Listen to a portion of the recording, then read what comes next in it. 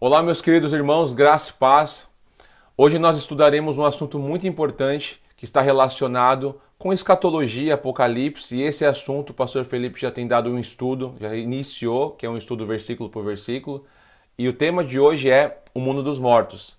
Então eu quero que você fique atento nesse estudo, porque eu vou ler vários versículos, vou explicar da maneira que nós cremos, e mesmo assim você não vai ter um estudo completo. Por quê? Porque esse assunto tem vários desdobramentos. Eu não vou tocar no assunto monismo e dualismo. O que significa isso?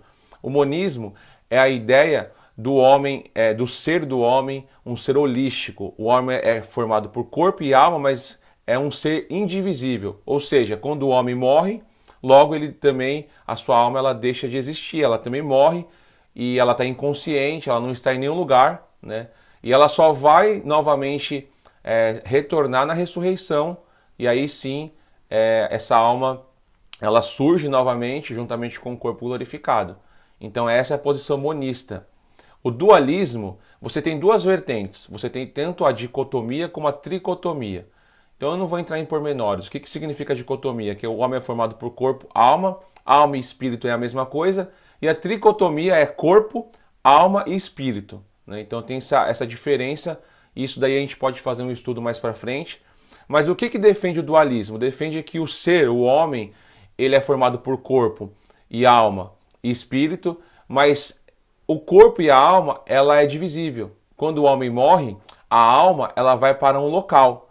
E esse local é o estado intermediário que a gente chama, que essas pessoas estão aguardando o que? A ressurreição. Eu já quero deixar avisado de antemão que eu defendo o dualismo, né? A posição do homem divisível, que ao morrer o homem vai para um local, para esse estado intermediário, né? Então, assim, a ideia desse vídeo é justamente para mostrar esse local. Então eu não quero entrar nesses outros assuntos, eu sei que está ligado, mas isso daí eu vou deixar para depois, para fazer um vídeo específico, porque o foco aqui é o local. Porque qual é a interpretação comum dentro da teologia cristã? Que ao morrer o justo, ele vai para onde? Vai para o céu. E os outros injustos, os ímpios, vai para o inferno. Então nós vamos entender a etimologia da palavra, analisar ponto a ponto, porque isso é importante, né? Então o que eu vou falar aqui não é algo novo. Eu gosto bastante de ler a patrística, de entender os pais da igreja, porque você tem uma doutrina bem sólida ali, né? E aí você vai analisando, por exemplo, Irineu de Lyon vai falar a respeito desse Hades, né, o mundo dos mortos, aonde todos estão ali, justos e injustos, né? E por isso que é importante definir a etimologia da palavra, para que não se perca a ideia do texto, por causa que essa palavra inferno ela foi usada agora de uma maneira muito pejorativa, então negativa, uma coisa que não tem nada de bom, né? Então fique ligado no vídeo, analise, né, ponto a ponto, e tire as suas conclusões pela palavra de Deus, porque isso é o mais importante. Então por isso que eu quero ler os textos, os contextos, aí você faz a sua análise e reflita.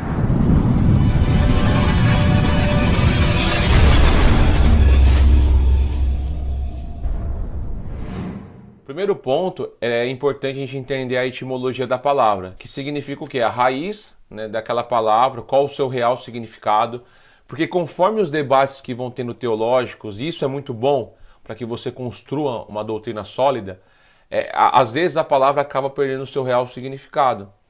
Por exemplo, a palavra inferno, quando se fala disso, você tem a ideia de condenação, lago de fogo, mas será que realmente a palavra inferno está ligado com isso? Hoje para nós, sim, né? Mas nós vamos fazer as distinções da palavra para nós chegarmos na conclusão do juízo do lago de fogo, etc, etc. Então, infernos é uma palavra que vem do latim, que significa mundo inferior ou lugares baixos, né? Isso aí você vai encontrar na Vulgata de Jerônimo, né? Então eu não vou entrar em pormenores, eu não vou estender nessa parte para que a gente possa já ir direto para os textos, né? Hoje não tem desculpa, você pode pegar aí um dicionário, você tem aplicativos que são gratuitos, principalmente que você busca a palavra na sua raiz, no original, tanto grego, hebraico. Então é importante isso, você não precisa ler, né? Se bem que é bom você praticar a leitura, mas se você não tem esse conhecimento, você tem os aplicativos. Então nós somos indesculpáveis hoje para fazer uma análise da palavra na sua raiz. ainda que seja limitado, mas já tem um bom material, né? Temos dicionários, etc, etc. Então essa palavra inferno, era traduzida no contexto original ali do que foi escrito como mundo inferior, que seria o quê? Seria a tradução do grego Hades, mundo dos mortos, e do grego você tem a tradução Sheol, né, que está relacionado com o mundo dos mortos. Algumas pessoas, né, alguns segmentos interpretam que Sheol e Hades seja sepultura em alguns contextos, mas eu acredito que são distintos. Por exemplo, você tem a palavra 63 vezes Sheol no Antigo Testamento, sendo traduzido por sepultura, morte, inferno, além, né? Mas você tem uma palavra específica no hebraico para definir sepultura, túmulo, que é a palavra keber. Essa palavra ela é traduzida somente para sepultura. A mesma coisa você também tem no grego, que é a palavra Hades, né? Você tem a palavra Tafos, que é sepultura. Então, se você tem essas palavras distintas, logo você entende então que Sheol, Hades, né, está relacionado a um local específico, que é o mundo dos mortos.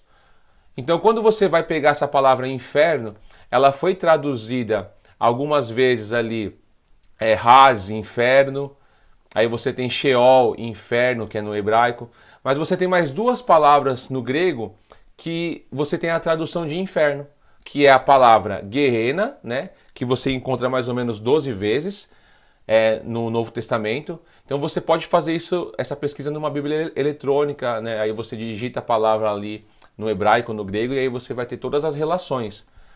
E é importante nós analisarmos. Então, essas 12 vezes que aparece Gehenna vai estar traduzido por inferno. E Hades, você tem no Novo Testamento 11 vezes. Mais ou menos 7 vezes você tem traduzido por inferno, 3 vezes você tem ali morte e uma além, né? Então, olha como você tem uma coisa assim complexa e complicada em relação à tradução. E você tem uma vez a palavra tártaro, que também você vai encontrar ali só uma vez no Novo Testamento, que é em 2 Pedro, capítulo 2, versículo 4. Nós vamos ler o versículo aqui agora, que diz o seguinte: porque se Deus não poupou a anjos quando pecaram, mas lançou-os no inferno, no tártaro, e os entregou ao abismo da escuridão, reservando para o juízo. No dicionário que eu tenho aqui do Novo Testamento Strong, ele vai falar que o tártaro é o abismo mais profundo do Hades, né? Aonde estão os anjos aprisionados. Mas a ideia que se tem do tártaro é o abismo que está abaixo do Hades, que é o mundo dos mortos. Mas aonde que fica esse mundo dos mortos? Então a gente vai ter que analisar os textos, né? Meditar nessas palavras Hades, né? Então existe para nós aqui uma diferença. Então a gente entende que existe palavras específicas para sepultura e você tem a palavra Sheol, Hades, relacionado ao mundo dos mortos, né? Que aí foi traduzida a palavra inferno, e aí a palavra inferno já ficou uma coisa mais negativa, que seria a ideia do Gehenna de fogo, né? Que é o inferno de fogo. E só lembrando que o Gehenna, ele significa o quê no hebraico? É o Vale de Hinnom, né? O que é o Vale de Hinnom? Era um depósito, né, de lixos, onde ficava fora de Jerusalém, que ali você tinha os cadáveres que eram lançados ali para ser queimados, você tinha os lixos, então o fogo não se apagava. Então é mais ou menos essa ideia, eu estou resumindo para que você estude na sua casa. Então você tem essas distinções de palavras, e agora nós vamos ler todos os textos, quase todos, né, que vai falar a respeito ali no Novo Testamento. Vamos fazer algumas considerações no Antigo Testamento na palavra Sheol, mas não vai dar para fazer em todas porque são 63 vezes que aparece esse texto, então ficaria meio complicado a gente fazer esse vídeo, ia ficar muito longo, ia ser muitos estudos sobre isso daí, para a gente ler todos os versículos e os seus contextos. Mas vamos pegar os principais, aí você faz uma análise na sua casa. Lucas 16, versículo 19 ao 31. Antes de nós entrarmos nesse texto, você tem ali dentro do contexto, muitos falam de uma perícope parabólica, né, são várias parábolas que antecede esse texto do rico e do Lázaro, que é da dracma perdida, do filho pródigo, e também você tem ali do administrador infiel. Jesus ali você vê claramente, nesse contexto, reprovando a avareza dos fariseus. Isso é notório. Mas o fato de você ter uma sequência de parábolas, isso não quer dizer que o último texto termina com uma parábola. Quando você tem um contexto, é importante analisar o seguinte, que a parábola ela reflete algo real. Então pode muito bem você ter o texto aqui, você ter as parábolas sendo faladas ali da dracma, do filho pródigo, e Jesus terminar com uma história de fato que acontece depois da morte da pessoa. Então, um dos pontos que as pessoas dizem é que não pode ser uma parábola porque usa nome. E é uma interpretação louvável. Mas a ideia do texto não pode ser somente o amor às riquezas. Porque você tem uma complexidade após a morte. Então você tem ali verdadeiramente um local específico aonde essas pessoas estão. Né? E nós vamos ler textos que Jesus vai falar que ficou no seio da terra, né? Mas, primeiramente, vamos entender pelo menos essa divisão do texto aqui, que vai mostrar esse local. Ora, havia certo homem rico que se vestia de púrpura, de linho finíssimo, e que todos os dias se regalavam esplendidamente. Havia também certo mendigo chamado Lázaro, coberto de chagas, que jazia à porta daquele, e desejava alimentar-se das migalhas que caía da mesa do rico, e até os cães vinham lamber-lhe as úlceras. Então eu não vou entrar em um estudo da parábola, mas eu quero pegar só os pontos principais aqui. Aconteceu morrer o mendigo e ser levado pelos anjos para o seio de Abraão, morreu também o rico e foi sepultado. A palavra sepultado aqui é a palavra tapto, né? Ou vem de tafos, né? Que é sepultura mesmo. No inferno, essa palavra aqui é Hades. No Hades, estando em tormentos, levantou os olhos e viu ao longe a Abraão e Lázaro no seu seio. Então, clamando, disse: Pai Abraão, tem misericórdia de mim e manda a Lázaro que molhe em água a ponta do dedo e me refresque a língua, porque estou atormentado nessa chama. Disse, porém, a Abraão: Filho, lembra-te de que recebeste os teus bens em tua vida, Lázaro igualmente os males. Agora, porém, aqui ele está consolado e tu em tormento, e além de tudo está posto um grande abismo entre nós e vós, de sorte que os que querem passar daqui para vós outros não podem, nem os de lá passar para nós. Ou seja, você percebe que os dois morreram, né? E aqui é uma coisa interessante que nós temos que analisar, que o Lázaro foi levado para o seio de Abraão. Seio de Abraão não é o nome do local, mas a palavra seio é estar junto de Abraão. Ou seja, em um local onde Abraão estava também. Assim como você tem ali no texto de João, capítulo 1, versículo 18, que vai dizer assim: Deus nunca foi visto por alguém. O Filho unigênito que está no seio do Pai, esse o revelou. Ou seja, estava junto do Pai. Então Lázaro morreu e foi para junto do Pai, e o rico foi para um outro local. Mas aqui vai dizer que no Hades, né, no inferno, estando em tormento, né, ou seja, o rico estava no Hades, que é o mundo dos mortos, na parte dos injustos. Lázaro e Abraão estavam em outra parte, que era dos justos. Por isso que você tinha ali um alcance de visão. O rico estava vendo Lázaro. Você tinha um abismo. Então é mais ou menos, é uma imagem que eu vou colocar aí. Você tem o local de descanso, de consolo, e você tem o local de tormento já. E você tem um abismo. Esse abismo, aí muitos entendem que seja aquele texto que eu disse de 2 Pedro capítulo 2, versículo 4, o Tártaro, aonde estão os anjos. Então o Hades, na verdade, ele não está relacionado com uma coisa negativa somente.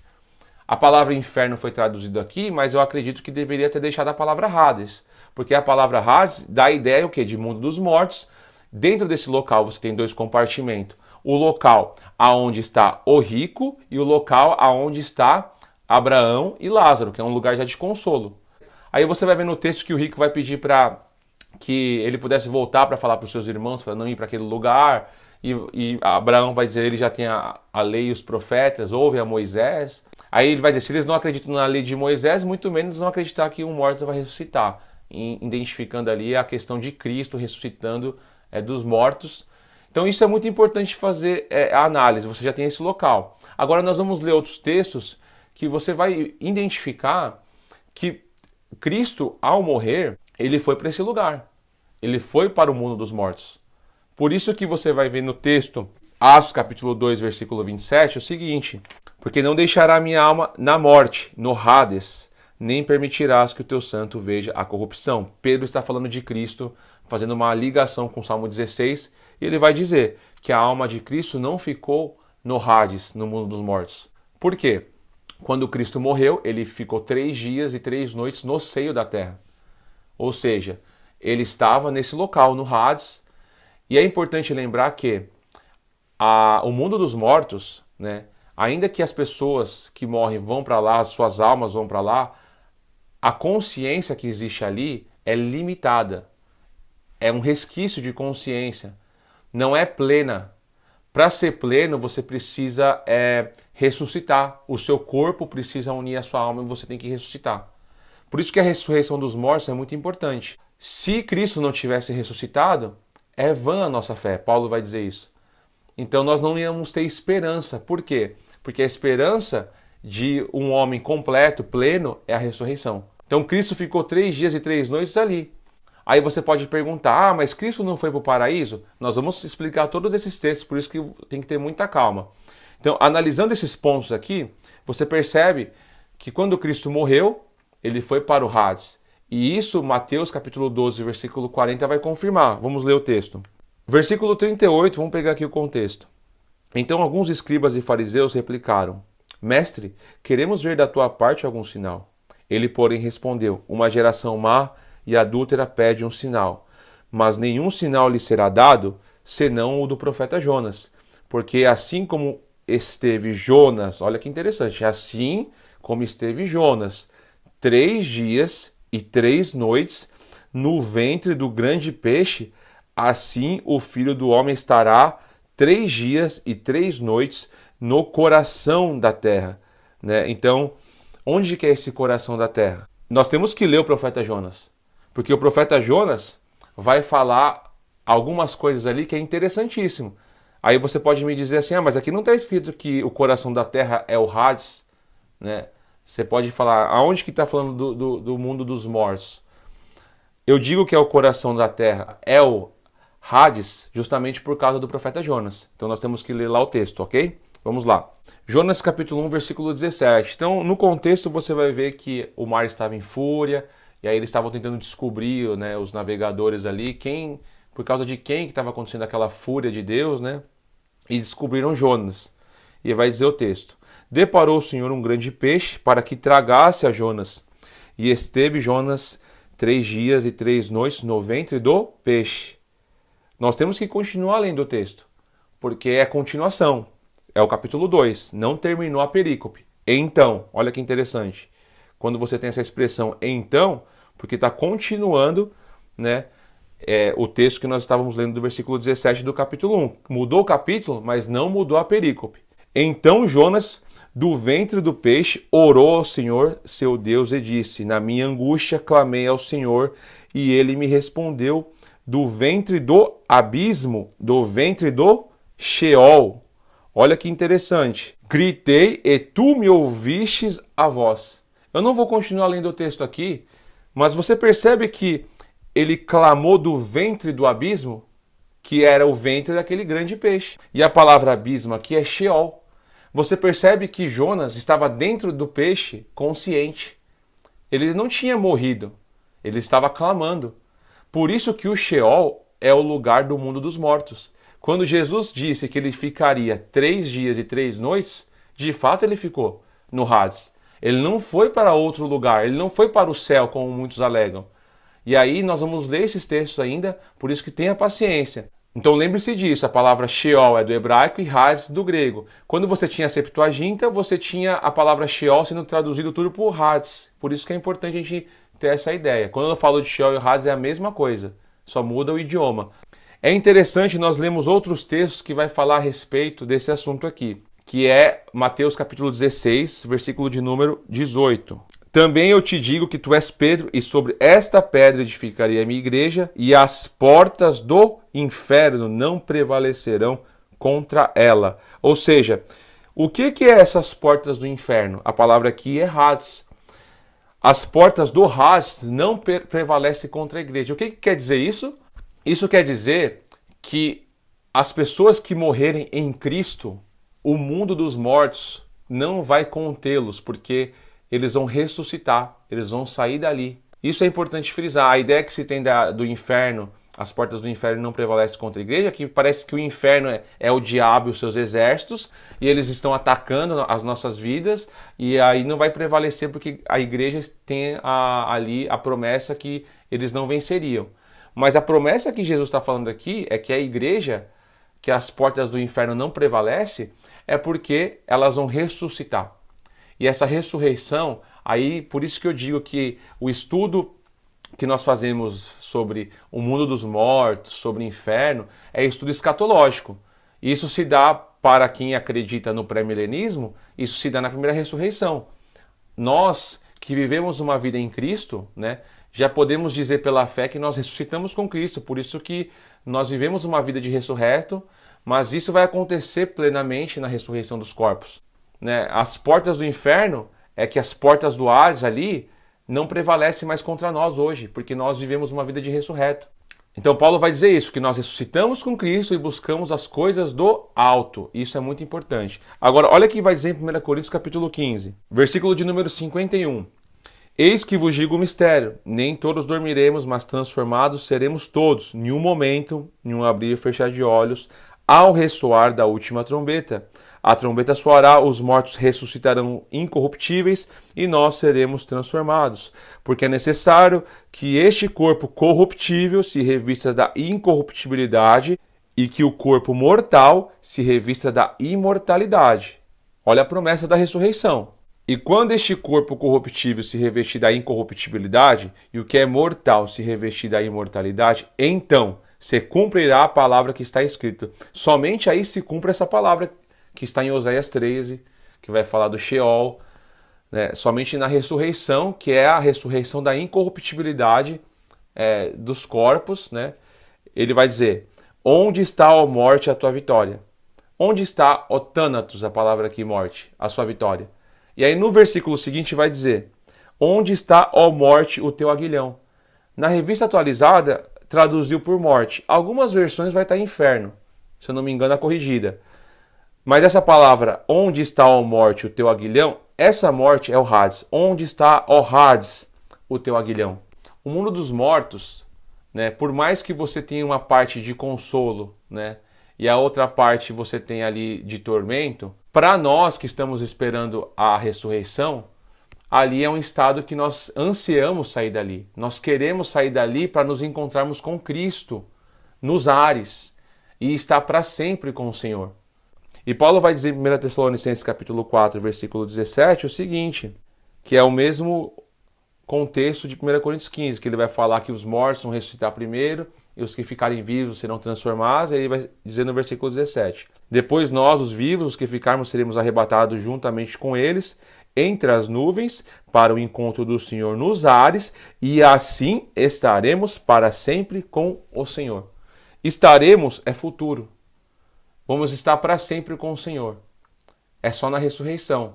Mas aí algumas pessoas podem perguntar o seguinte, mas Paulo lá em Filipenses 1:23 vai falar que o desejo dele é partir e estar com Cristo. Então você percebe que você está com Cristo na partida, isso não quer dizer que você está com o Senhor plenamente, para sempre com o Senhor, com o seu corpo, com a sua alma, ressuscitando ali no contexto da última trombeta, e está com Cristo agora para sempre. É isso estar plenamente com Cristo. Porque você estando ali naquele local, por mais que seja um local de consolo, né, e Cristo está ali, nós vamos mostrar isso dentro do Salmo 139. Nós vamos fazer toda uma ligação de textos, porque fala de Sheol, fala de Hades. Cristo estando ali, né, isso não quer dizer que você está plenamente com Cristo. Paulo vai falar que estaremos para sempre com o Senhor por causa da ressurreição. A ressurreição faz com que o homem seja pleno, né, o seu estado pleno. Amém? Então isso é muito importante. Dito isso, nós já sabemos aonde fica o local então. O mundo dos mortos, você tem o lugar do injusto e do justo. Mas será mesmo que Jesus levou esse local, né, do justo para o céu? Então nós vamos ler os textos aqui, eu quero que você medite, porque são textos muito importantes, como Lucas 23 vai falar do paraíso. 3 vezes você tem essa palavra, nós vamos ler todas elas, vamos ler o contexto. Será que Jesus realmente levou esse local para o céu ou está no mesmo lugar? Então é isso que nós temos que meditar. Lucas capítulo 23, versículo de número 42. Antes de nós lermos o versículo 42, você tem ali os dois malfeitores, né? E um malfeitor faz uma pergunta. Essa pergunta é importantíssimo de se analisar, porque é a resposta aqui que Jesus vai dizer no versículo logo 43, que ele vai falar: você vai estar comigo no paraíso, hoje você vai estar comigo no paraíso. Então nós vamos precisar analisar primeiramente a pergunta. Olha o que diz o texto. E acrescentou o ladrão dizendo: Jesus, lembra-te de mim quando vieres no teu reino. Essa palavra vieres é a palavra, quando você lê o texto no grego, vai estar ali elto, né? Que a sua raiz primária é erkomai. E a palavra erkomai, a ideia é de vir, de vieres. Algumas versões, que se eu não me engano é a corrigida, essa aqui é atualizada, tá vieres. Se você fazer uma pesquisa dessa palavra, em todos os contextos você vai ver a palavra no sentido de vir, né? Você tem duas vezes essa expressão entrar. Mas se você substituir essa palavra entrar por vir, né, vai dar a mesma coisa nos textos. Então, erkomai não é a ideia de entrar, é de vir. Então, por isso que isso é importante. Porque quando você tem essa pergunta, quando vieres no teu reino, isso é futuro. Vier no reino. E quando é que acontece isso? Por isso que eu estou dizendo, isso envolve escatologia e envolve até reino milenar. Porque se você entende que entrou no reino, então o reino já aconteceu. Mas quando você entende que ele vai vir no seu reino, vai ter um reino ainda nessa terra, vai existir um reino de Cristo, né, a qual só se dá no ressoar da última trombeta. Então a palavra aqui, o correto é vieres. Você pode fazer a pesquisa, né, quando vieres no teu reino futuro. Então isso acontece só na segunda vinda de Cristo, quando Cristo vai arrebatar a sua igreja. Então não é naquele momento que Cristo morreu. Porque quando ele morre, lembra que eu disse? Ele ficou 3 dias e 3 noites no coração da terra. E aí você vai ter o quê? A resposta de Jesus para a pergunta que o ladrão fez. Ó, lembra-te de mim quando você vieres no teu reino. E Jesus lhe respondeu: em verdade te digo que hoje estarás comigo no paraíso. Então, as pessoas afirmam o quê? Jesus está dizendo que naquele momento, hoje, ele estaria com ele no paraíso, que aí vai fazer a ligação do terceiro céu, que Paulo vai falar ali em 2 Coríntios, vai falar do Apocalipse 2, vai falar até mesmo de Apocalipse 22, da árvore da vida. Porque em Apocalipse 2 vai falar assim que no paraíso tinha no meio a árvore da vida. Mas Apocalipse 22 está relacionado com o novo céu e a nova terra.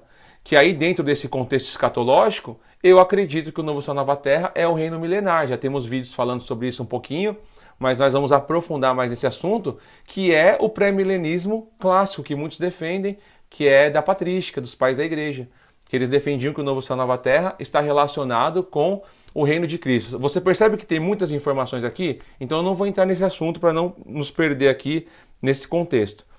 Quando Jesus vai dizer assim, ó, em verdade te digo que hoje estarás comigo no paraíso, essa palavra que, em verdade te digo que, essa palavra que não tem no texto original. Você pode pesquisar, a palavra oti é que, não tem.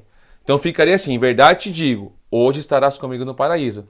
Quase todas as versões vai estar assim, ó, em verdade te digo, vírgula, hoje estarás comigo no paraíso. Ou você poderia colocar assim, ó, em verdade te digo hoje, vírgula, estarás comigo no paraíso.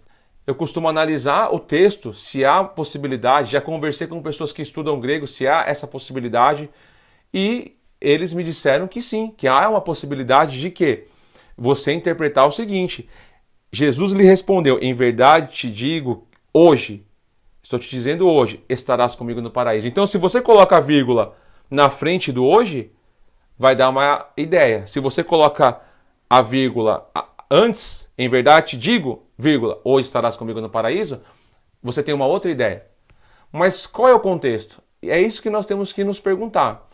O contexto é um pedido, né, do ladrão. Lembre-te de mim quando vieres no teu reino. Se você tem um pedido desse, você não vai deixar a pessoa sem resposta. Jesus respondeu, ó, em verdade eu te digo hoje, você vai estar comigo no paraíso, que é neste reino que vai estar por vir. Essa expressão, em verdade te digo hoje te digo, né? Isso você vai ter muito no Antigo Testamento. Eu vou até deixar vários textos aí para vocês meditar aí, que eu vou colocar na tela. Faz muito mais sentido, então, você entender que Jesus foi para o mundo dos mortos, ficou 3 dias e 3 noites no coração da terra, ressuscitou, depois ascendeu aos céus, está à direita do Pai, e aí quando ele voltar, ele estabelecer esse paraíso. O Éden que se perdeu. Por isso que o milênio em Joel vai mostrar o Éden que se perdeu, está relacionado com o Éden. Mas aí você pode dizer, não, mas Paulo vai dizer que o paraíso é o terceiro céu, né? Que ele foi no paraíso e teve revelações, né? Então vamos analisar esse texto, que vai falar de 2 Coríntios. Versículo 1, vamos ler o contexto. Se é necessário que me glorie, ainda que não convém, passarei as visões e revelações do Senhor. A palavra aqui, revelação, é apocalipse do Senhor, né? Olha que interessante. É a mesma coisa que João teve uma revelação, né? Que é o Apocalipse, do capítulo 1 até o 22. Então eu vou passar o quê? O Apocalipse do Senhor. Conheço um homem em Cristo que há 14 anos foi arrebatado até o terceiro céu, se é no corpo ou fora do corpo, não sei, Deus o sabe. E sei que o tal homem, se no corpo ou fora do corpo, não sei, Deus o sabe, foi arrebatado ao paraíso e ouviu palavras inefáveis, as quais não é lícito ao homem referir. Você percebe que Paulo teve uma visão, uma revelação, né? Ele foi arrebatado ao terceiro céu e ouviu palavras inefáveis, as quais não era lícito ao homem referir. O que aconteceu com Paulo? É isso que nós temos que analisar. Ele foi arrebatado ao terceiro céu porque ele teve uma revelação, teve um apocalipse do Senhor. O apocalipse, né? A gente sempre usa essa expressão como algo futuro, escatológico, e é o que Paulo teve aqui, uma revelação do paraíso, do reino de Cristo. E quando você soma isso com João, você vai ver a árvore da vida no paraíso. E justamente a árvore da vida você encontra no último capítulo ali de Apocalipse, que é a árvore da vida com 12 frutos. Olha como está tudo conectado. Então a ideia de paraíso não é o céu, que tem pessoas no céu, mas a ideia de paraíso é reino. Por isso que a pergunta do ladrão é pertinente. Quando vieres no teu reino, né? E não quando entrares. E o paraíso aqui, Paulo teve uma revelação daquilo que aconteceria, né? Do Senhor, da parte do Senhor, e isso está relacionado com essa revelação que João teve. Paulo teve mais ou menos uma visão e ele não quis falar, mas João falou. João relatou isso e escreveu, e nós temos hoje aí um livro para estudar riquíssimo, que é o livro de Apocalipse. E aí nós vamos lá para Apocalipse 12 e vamos analisar esse ponto aqui, que a gente vai ver da árvore da vida. Versículo de número 7, uma promessa para a igreja de Éfeso, né? Quem tem ouvidos, ouça o que o Espírito diz às igrejas. Ao vencedor, dar-lhe-ei que se alimente da árvore da vida que se encontra no paraíso de Deus. Ou seja, no reino de Deus. Essa árvore da vida é interessante porque ela aparece no Éden, né? E sempre eu tenho dito isso nos estudos que eu vou falar sobre o milênio. O milênio é o Éden restaurado. Joel vai falar sobre isso. Joel capítulo 2, 1 e 2, se você for ler esses textos, você vai ver ali. E aí você tem uma promessa para os vencedores, para aqueles que perseverarem até o fim. Você vai ter uma promessa de que esses vão se alimentar da árvore da vida que se encontra no paraíso de Deus. Você percebe que aqui está falando da árvore toda, da árvore da vida. Você vai ter acesso a ela, esse alimento. Lá em Apocalipse 22, quem está se alimentando da árvore da vida não é a igreja, mas são as nações. E não é a árvore toda, são as folhas. Vamos ler o texto para a gente fazer uma análise? No versículo 2, no meio da sua praça, de uma e outra margem do rio, está a árvore da vida, que produz 12 frutos, dando o seu fruto de mês em mês, e as folhas das árvores são para a cura dos povos ou cura das nações. Quando você analisa esse texto, esse 12 fruto aqui, né, eu vou fazer uma rápida análise aqui, está relacionada com a totalidade do povo de Deus. A árvore da vida é Cristo. Então, quando você tem a árvore da vida, a gente se alimentando da árvore da vida, é que a gente tem a vida de Cristo. Nós nos unimos com Cristo, é assim que eu entendo, E aí você tem a representação de 12 frutos de mês em mês, porque Cristo e a igreja vai reinar sobre as nações. Né? Então, o capítulo 21 e 22 do Apocalipse é uma análise, né? Eu sempre tenho falado isso, do capítulo 20. Isso é uma invenção, é uma coisa que a gente trouxe do nada? Não. Isso você tem, se você ler o livro do Diálogo com Trifão, de Justino Marte, você vai ver ali o pré-milenismo clássico, como muitos falam e defendem, né? Mas aí eu queria entender melhor, então por isso que eu recomendo. E a gente mais pra frente vai fazer um estudo mais conciso, melhor, quem sabe aí uma coisa mais privada, que dê para fazer perguntas, porque são assuntos complexos que a gente está estudando, até hoje a gente estuda, medita e analisa, por isso que é importante a gente levar em consideração todos esses pontos, ok?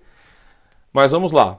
Então você percebe que o paraíso não está ligado com o céu, que Jesus transportou, né, aquele local dos justos, né, que estava no mundo dos mortos, para o céu. O paraíso está ligado com o reino. Né? Então isso já quebra toda a ideia de que nós temos que entender quando Jesus morreu ali, ele foi para o paraíso. Ele não foi para o paraíso, ele foi para o coração da terra, para o Sheol, como eu li os textos lá de Jonas e de Mateus 12. Então o que nós temos que entender é a pergunta do ladrão, o pedido do ladrão, né? E entendemos a resposta de Cristo. Outro texto que é usado muito para falar a respeito que Jesus transportou esse local para o local onde nós falamos que é o terceiro céu, que é o paraíso, que já não tem mais nada a ver como nós vimos nos textos, então eu quero que você medite, é Efésios capítulo 4, versículo 8. Vamos ler esse texto também? Diz assim, versículo 7. E a graça foi concedida a cada um de nós segundo a proporção do dom de Cristo. Por isso diz, quando ele subiu às alturas, levou cativo o cativeiro e concedeu o dom aos homens. Ora, que quer dizer subiu, senão que também, havendo descido até as regiões inferiores da terra, aquele que desceu é também o mesmo que subiu acima de todos os céus para encher todas as coisas. E aí ele vai falar que ele concedeu um para apóstolos, etc, etc. Eu vou parar aqui. As pessoas pegam esse texto e dizem, viu? Ele levou cativo o cativeiro. O cativeiro seria o local dos justos, ele levou para o céu. Mas será que esse cativeiro está relacionado com o justo? Será que a gente estava em um cativeiro? Porque o que eu percebo no texto do rico e do Lázaro, que as pessoas que estavam ali junto de Abraão, Lázaro, estavam em consolo. Ali não é um cativeiro. Então, cativo, levar cativo esse cativeiro, nós vamos ter a ideia do próprio contexto do Salmo 68. Quando a gente for ler a Escritura Sagrada, você vai ver assim, por isso diz aonde? Você tem que sempre ir para o contexto original, que se originou ali em um salmo, ou em um profeta, ou na lei, e aí nós vamos lá para Salmo 68, versículo de número 18. E ali você vai ter a mesma expressão e vai dizer o seguinte, né? Nesse texto eu acho interessante. Tu subistes ao alto, levastes cativo o cativeiro, recebestes dons para os homens e até para os rebeldes, para que o Senhor Deus habitasse entre eles. Bendito seja o Senhor que de dia em dia nos cumula de benefício, o Deus que é a nossa salvação. O nosso Deus é o Deus da salvação, e a Jeová, ou Yahvé, o Senhor, pertence às saídas para escapar da morte. Olha que o texto diz aqui nesse contexto do Salmo 68. Diz que Deus nos dá a saída para escapar da morte. Como é que nós escapamos da morte? Quando nós estamos em Cristo. E as portas do Hades, do mundo dos mortos, não têm poder sobre nós. Ou seja, levar cativeiro é a morte. Cristo ressuscitou. E a morte já não tem mais domínio sobre nós. Nós vencemos a morte porque estamos em Cristo. E é isso que é levar o cativo, o cativeiro. E ele ascendeu aos céus, assentou à direita do Pai, e ele deu dons para os homens. Para o exercício ali do ministério do corpo de Cristo, para a edificação do corpo de Cristo. Por isso que nesse texto vai dizer que ele deu até mesmo para os rebeldes. né? Porque você tem ali dons que é distribuído até mesmo para rebeldes. Quando você analisa lá em Mateus 7, você vai ver alguns dizendo: Mestre, em teu nome profetizamos, expulsamos demônios, etc, etc. E ele vai dizer, Jesus disse: apartai-vos de mim, vocês que praticam a iniquidade, ou seja, a transgressão da lei. Você percebe que ele tinha dons, essas pessoas? Assim como Balaão. Balaão foi uma pessoa rebelde, mas profetizou sobre os últimos dias. Por isso que Paulo vai falar em Efésios 4 sobre dons. Só acontece porque Cristo morreu, ressuscitou, levou cativo o cativeiro, levou à morte, ascendeu aos céus, e quando ele ascende aos céus, ele vai dizer para o povo: ficar em Jerusalém até que vocês recebam a promessa, né? A promessa do Espírito Santo no dia de Pentecostes. Eu fiz um estudo sobre o batismo com o Espírito Santo e falei sobre esse dia do Pentecostes. E aí a igreja recebe dons, né, para a edificação do corpo de Cristo. Então você percebe que tudo está ligado, por isso que é importante nós lermos esses textos. É importantíssimo, ok? E outro texto que é falado também, as pessoas falam muito disso, né? Ah, mas Paulo falou que quando morrer vai estar com Cristo. Cristo está no mundo dos mortos? Vamos lá ler o texto de Filipenses, capítulo 1, 23. Ora, de um outro lado estou constrangido, tendo desejo de partir e estar com Cristo, o que é incomparavelmente melhor. Paulo tinha o desejo de estar com Cristo, porque era muito melhor partir para Cristo. Então, aí nós fazemos a ligação. Cristo está onde? À direita do Pai, está intercedendo por nós, né? E logo, então, agora nós estamos ali, ao lado ou debaixo do trono, né, de Deus. Nós vamos ler esse texto que está em Apocalipse também. Debaixo do trono de Deus. Mas uma coisa que nós temos que analisar é que o salmista, ali no Salmo 139, Davi falando isso, ele vai falar sobre essas questões. Olha o que ele vai dizer. Versículo de número 7. Para onde me ausentarei do teu espírito? Para onde fugirei da tua face? Se subo aos céus, lá estás. Se faço a minha cama no mais profundo abismo, ou Sheol, lá estás também. Esse texto vai falar da onisciência e a onipotência de Deus. Se subo aos céus, o Senhor está lá. E se eu faço a minha cama no Sheol? Cama é dormir. Dormir está ligado com Sheol, é o quê? O repouso dos justos. É estar no mundo dos mortos. É um eufemismo, dormir, para a morte, né? Então a pessoa está ali dormindo no Sheol, mas tu estás lá. O teu espírito está lá, o espírito de Cristo. Cristo não é Deus? Ele não é onipresente, onipotente? Então ele está à direita do Pai, mas também ele está ali no mundo dos mortos. Ele está na parte de consolo, onde está Abraão e todos os santos. Então por isso que não tem necessidade de dizer: ah, mas se Paulo quis partir para estar com Cristo, é porque ele ia estar no repouso dos justos, que Cristo ia estar ali também, porque ele é onipresente. Então essa ideia de dizer: não, mas se Cristo está no céu, ele não pode estar lá no mundo dos mortos juntamente com os justos, então você está dizendo que Cristo não tem onipresença, né? E aí ia ser uma coisa totalmente anti-bíblico, né? Anti toda aquilo que nós acreditamos de Cristo, né? A mensagem cristocêntrica, né? Então você tira a divindade de Cristo. Então isso é muito perigoso. Então isso não comprova que as pessoas foram para o céu porque Paulo queria partir e estar com Cristo. Isso mostra que ele queria estar ali com Cristo repousando. Mas esse repouso não era um repouso que ele queria estar permanente. Porque ele vai falar lá em Tessalonicenses 4, que nós lemos no versículo 17, que na ressurreição nós estaremos para sempre com o Senhor. Quando eu desejo estar com Cristo, morrer, eu queria morrer para estar com Cristo, Paulo está falando aqui, é porque ele queria sair dessa fadiga, desse momento que ele estava ali, talvez com muitas tribulações, que ele passou muito, e queria já estar nesse descanso. E é por isso que aí ele vai falar no texto ali: não, mas eu tenho que ficar aqui por um propósito, né? Essa ideia de Filipenses ali. Mas agora vamos pegar um outro texto que vai falar sobre o altar, né? Muitos dizem que os justos estão debaixo do trono de Deus, né? Nós vamos ler todos esses textos aqui agora. Apocalipse 6, versículo 9 vai dizer: quando ele abriu o quinto selo, vi debaixo do altar as almas daqueles que tinham sido mortos por causa da palavra de Deus e por causa do testemunho que sustentava. Clamaram em grande voz, dizendo: Até quando, ó soberano Senhor, santo e verdadeiro, não julgas nem vingas o nosso sangue dos que habitam sobre a terra?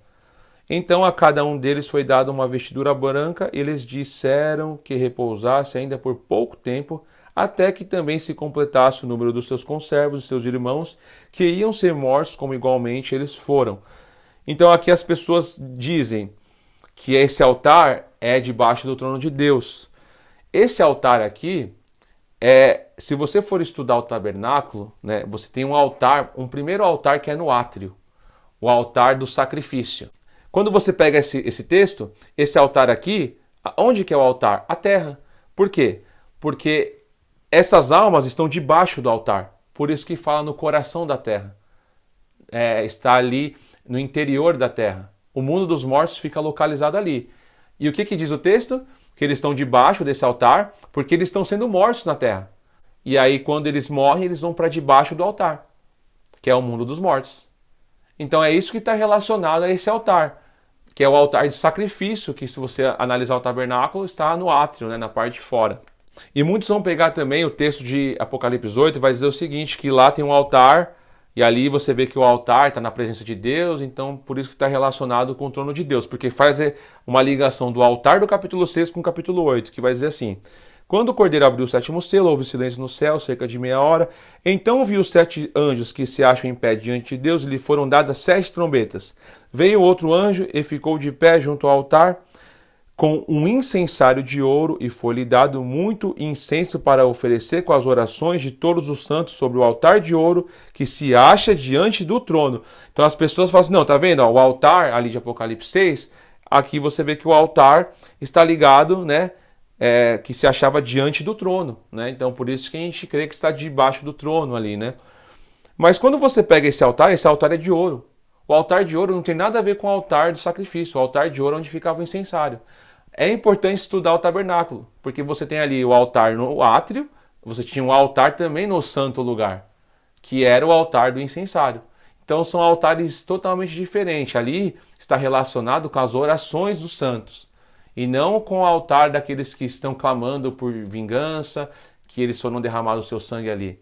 Ok? Então esses textos são usados para falar que as pessoas estão no céu, né, que foi transportado debaixo do altar do trono de Deus, que o altar está ali. Então por isso que vale a pena a gente estudar ponto a ponto. Então é muito importante a gente fazer essa análise completa, né? E aí quando você tem o inferno, no nosso contexto, que já é usada a palavra para coisa negativa, você fala de lago de fogo, é diferente de Hades. Por que eu digo que é diferente de Hades? De mundo dos mortos. Porque o Hades vai ser lançado no lago de fogo, que aí sim seria o Guiena de fogo, ou o inferno de fogo, né? Como nós vamos ler aqui, vamos pegar aqui em Mateus, no capítulo 10, versículo 28. Não temais os que matam o corpo, e não pode matar a alma. Temei antes aquele que pode fazer perecer no inferno, a palavra aqui é Guiena, tanto a alma como o corpo, né? Então isso acontece somente no juízo final, que nós vamos ler esse texto logo logo. E olha que vai dizer mais um texto em Mateus 18, 9. Se os teus olhos te fazem tropeçar, arranca e lança-o fora de ti. Melhor é entrares na vida com um só dos teus olhos do que tendo 2 seres lançados no inferno de fogo. A palavra inferno aqui é Guiena, que se lançaram no Guiena de fogo. Então esse inferno de fogo é o lago de fogo, que está lá em Apocalipse, no capítulo 20, que vai dizer o seguinte, versículo de número 3, aqui você tem o juízo final, o grande trono branco, né? E aí vai dizer, deu o mar os mortos que nele estavam, a morte e o além, a palavra além aqui é Hades, a morte e o Hades entregaram os mortos que nele havia e foram julgados um por um segundo as suas obras. Então, a morte, o Thanatos, né? E o inferno, o Hades. Olha como fica confuso. Você lê o inferno lá em Mateus 10, 28 e 18, que era Guiena, aqui é Hades. E o inferno, Hades, né? Foram lançados para dentro do lago de fogo. Esta é a segunda morte, o lago de fogo. Esse lago de fogo, nós acreditamos que é o Guiena de fogo, o inferno de fogo. O lago de fogo, ele é inaugurado primeiramente na vinda de Cristo, né? Quando Cristo vem, essa segunda vinda, antes, né, do milênio, ele vem, a besta e o falso profeta é lançados vivos no lago de fogo. Eles inauguram o lago de fogo. Mas as pessoas que morreram em todas as gerações, que não vão ressuscitar, que vão ser julgados pelas suas obras más, né? Eles vão ressuscitar só no juízo final, e aí sim, depois do milênio, aí eles vão ser lançados no lago de fogo. Então aí é a segunda morte. Então não tem pessoas no lago de fogo ainda. Hoje não tem ninguém no lago de fogo. O lago de fogo não foi inaugurado por ninguém. Isso é importante lembrar. Então, quando se fala de inferno, né, as pessoas sempre têm essa ideia do lago de fogo. Então, se você tem essa ideia, entenda que as pessoas vão ser lançadas ainda no lago de fogo. Hoje as pessoas estão no estado intermediário, que é o quê? O mundo dos mortos. Mas nesse mundo dos mortos, você já tem ali um lado que é do injusto, do rico e das pessoas injustas, já um tormento, e você tem ali já um consolo. Mas não é algo definitivo aqui, porque todos esses vão ressuscitar para ser julgados.